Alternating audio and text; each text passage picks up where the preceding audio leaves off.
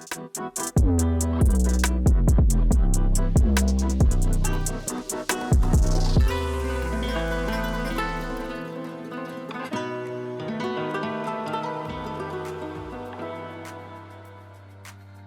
far we've carried out the construction of a single-storey rear extension, we've rebuilt the roof allowing for a dormer loft conversion, reconfigured the first floor, we've rebuilt the ground floor as a solid concrete slab with underfloor heating front to back, and we've gutted the ground floor of all the internal walls using 2 structural steel goal posts as an engineered solution.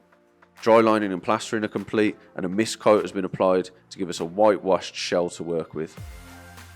In the 19th century, terrace houses were seen as some of the most desirable homes. In 1811, when architect John Nash was designing Regent's Park in London, he wanted everyone to feel as though they had their own miniature mansion. Compare this to the terraces of South Wales or other similar estates in the Midlands and the North. These were constructed to provide a suitable housing solution for the working class, supporting growing industry and population.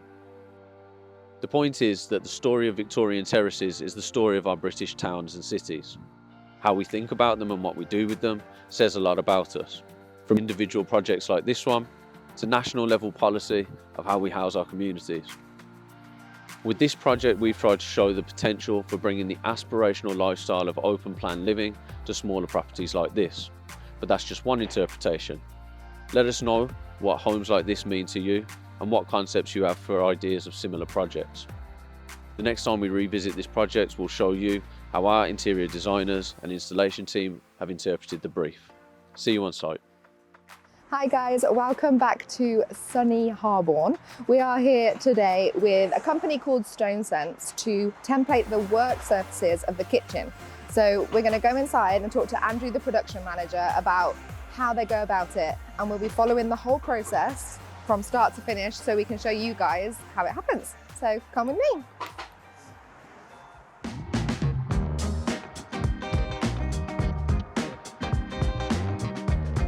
We came here to just do the digital template today. We got our digital templater. We have the process setting up now. We're gonna show you all the small details when we're gonna do the project in total. The worktop's gonna be in this lovely cedar stone woodlands in 20mm quartz. The digital template created today, it's really precise and it gives us the tolerance up to 1mm. So we're gonna show you the whole process and the final product tomorrow.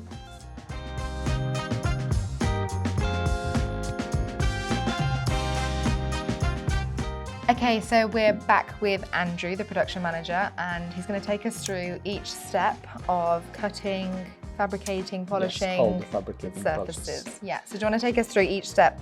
And we're going to see it, and we've got it all on camera. So do you want to take us through it? No problem at all. Welcome back to the Stone Sense, guys. Today we're going to run through the whole process of production of the worktops. We're going to start with the cutting our pieces on our CNC saw, where we locate the slab. You take a picture.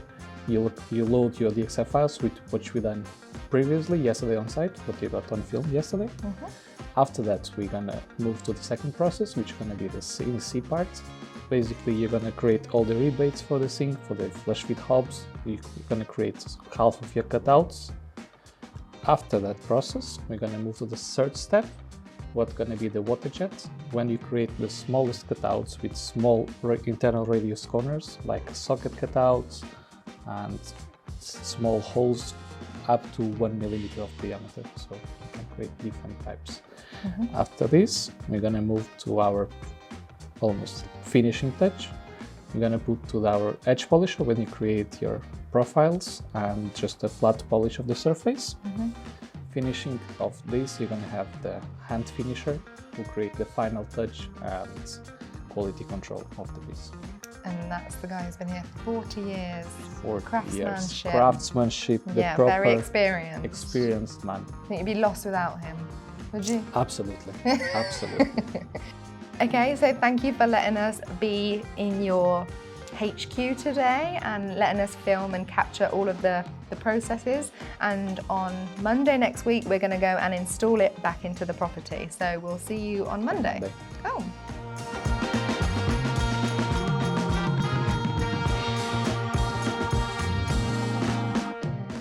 Hi, we are back again in sunny Harborne. The sun actually is out today, so that makes a change. We are back here with Stone Sense, who are going to be installing the worktops today. So let's go in and see what they're up to.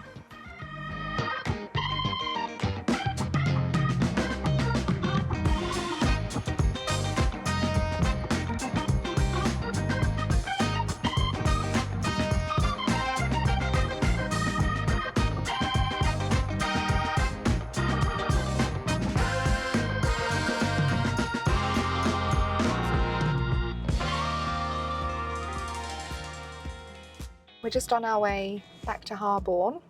Sunny Harborne. It's quite funny because it's very cloudy again today. And we're going to go and see project update because the stairs are going in today, which is very exciting. And apparently they are very heavy. I'm just very excited to see them being lifted in and to see the process because I've never actually seen stairs being put in any project yet, so this will be the first. And then also we get to see the media wall at its current state because that's being put in at the moment too.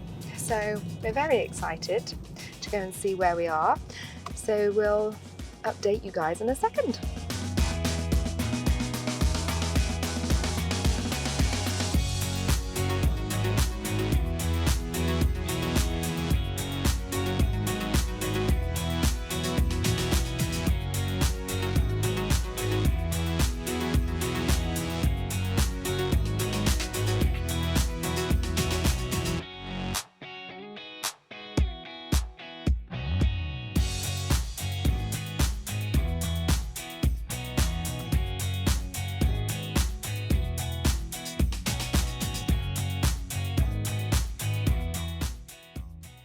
Very successful visit, stairs are in. Next thing to happen is the media wall will be templated for the stone, clad and panelling. We'll be back to manage that process. Back to the office.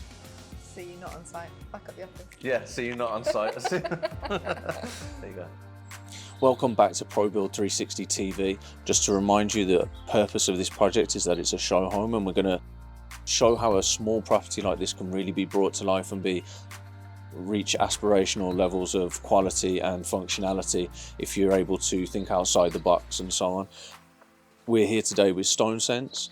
They did the worktops on the kitchen and on the bar, and now they're back to do the Decton stone cladding to the media wall.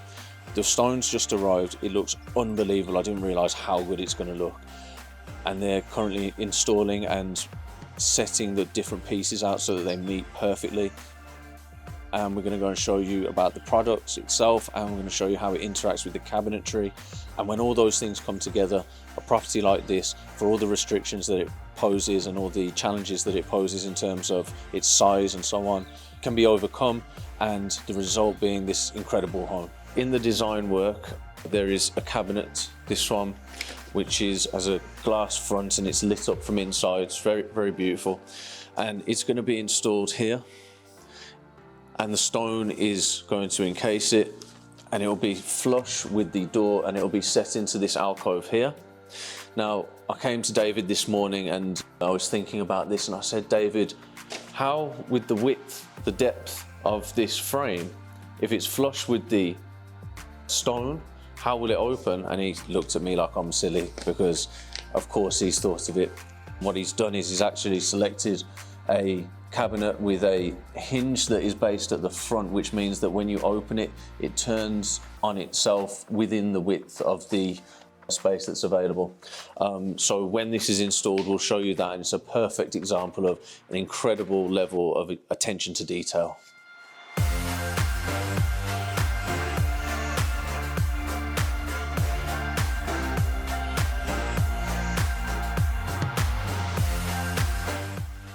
So here you can see some of the stone that's been installed today. You can see how beautiful it is, even though it's man-made. You can still get these veins and this lovely colorization, so it looks just as nice as granite or quartz. This is where that cabinet's going, and here we have the TV area. Now this section of stone is going to be stepped off the wall slightly, as you can see from this construction here. That's so that you can have backlighting, so LEDs from the top and the bottom. Now, it's quite a heavy piece of stone, and as you can see, it's not supported by anything from underneath, so we're going to build a batten to support it. That'll take the weight while the adhesive goes off, and when the adhesive's gone off, we'll install the TV bracket, and the bolts from that is going to be what secures that 100%. So we'll be back soon to finish this off.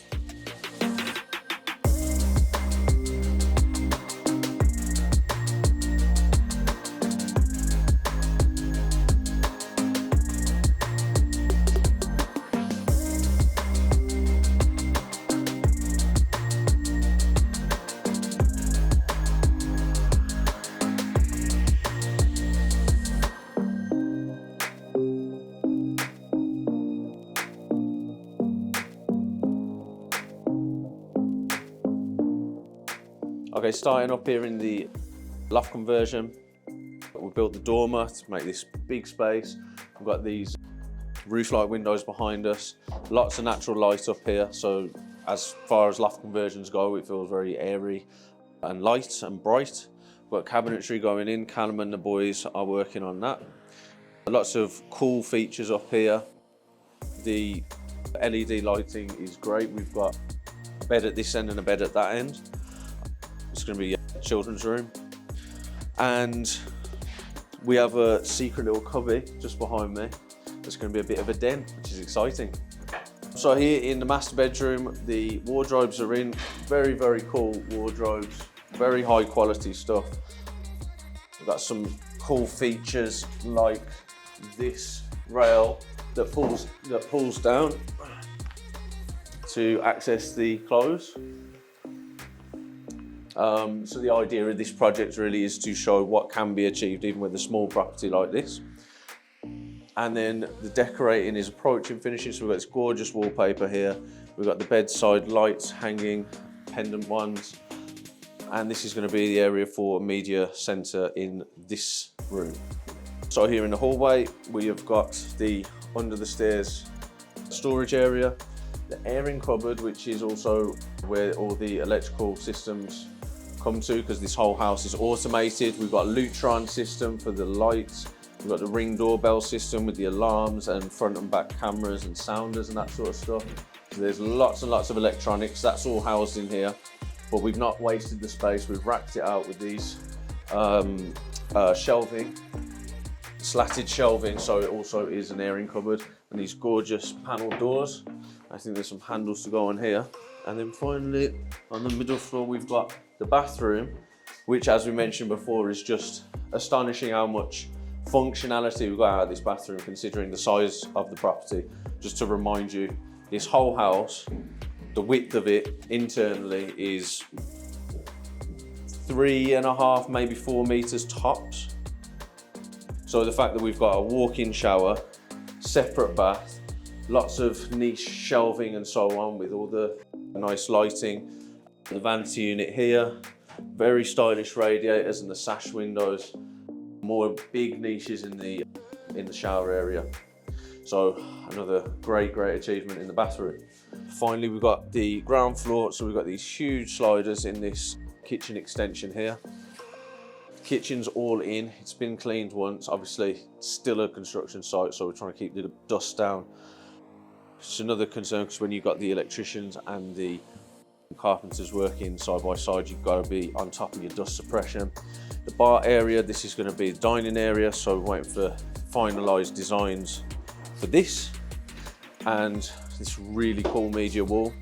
We've got Decton stone, which we showed you last time. The lights are on in the display cabinets here, so we've got LEDs built into the glass shelving. It's so cool. TV and the acoustic paneling. Ethan's here finishing the lighting details. We've got more glass shelving with the LEDs in this display cabinet, the open tread staircase, these incredible lights, and obviously it's still a bit of a mess because everyone's still working here. It's all hands on deck. Next time that we visit this project, it's going to be the full reveal of the final thing. It'll be cleaned, tidied, and ready for you guys to see.